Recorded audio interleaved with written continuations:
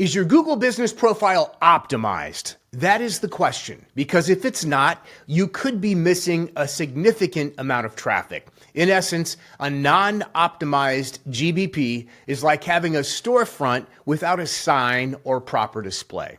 Hi, I'm Max from Max Out Creative. Whether you're working with a modest budget or investing heavily, we find smart, creative ways to max out every marketing dollar.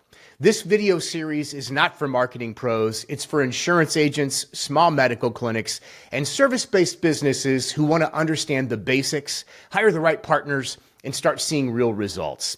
Let's dive in. So if you've ever wondered why your phone isn't ringing, even though you have a Google listing, this video is for you. Here's the truth. Most small businesses do have a Google business profile, but very few use it well. And that's why your competitors, the ones who may not even do better work than you, are getting the clicks, calls, and customers. Let me show you how to fix that. When someone searches for a service like yours, let's say Medicare insurance in Tampa or family chiropractor near me, Google shows a map pack. This is where your profile shows up. But whether they click on you or the next listing, well, that comes down to how your profile looks at a glance. Is your info correct? Do you have photos? Do you have recent reviews?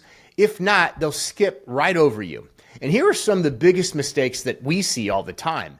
Outdated business hours, simple stuff, wrong phone number, no logo or photos, 0 reviews, or worse, unanswered bad reviews, no recent posts or updates. Google sees this and assumes you're not active, and customers see it and assume the same.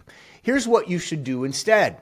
Number 1, log into your Google business profile and make sure your name, address, and phone number, or NAP, are accurate and match what's on your website to a T. Number 2, upload high-quality photos of your business, your team, your work. Show people what you do.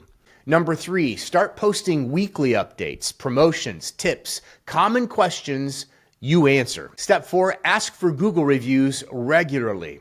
Then respond to every one. Yes, even the bad ones. Step 5, use the Q&A feature to add frequently asked questions and answer them yourself. And here's a little tip. You can ask the questions yourself and you can provide the answers yourself. Google does not penalize you, so fill that Q&A section up with the most commonly asked questions and then give real answers. Why does this matter? Because Google is the front door to your business on the web. Your website might be amazing, but if no one clicks your listing to get there, it doesn't matter. Your Google business profile is often the first and only impression people get. And it tells Google this business is active, responsive, and relevant.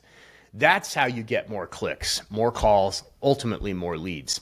So if you've been wondering why you're not getting results, start with your Google listing. Focus on it. Give yourself some time to deal with it. Make it easy to trust you. Make it clear you're open and ready for business. And show up consistently, because your competitors are. If this video helped in any way or made you think about something differently, please consider liking and subscribing. Share it with another small business owner who may need this basic information. We'll keep making more. Also, head over to maxoutcreative.com to get a free report on your website if you're interested. Thanks for watching. I'll see you in the next video.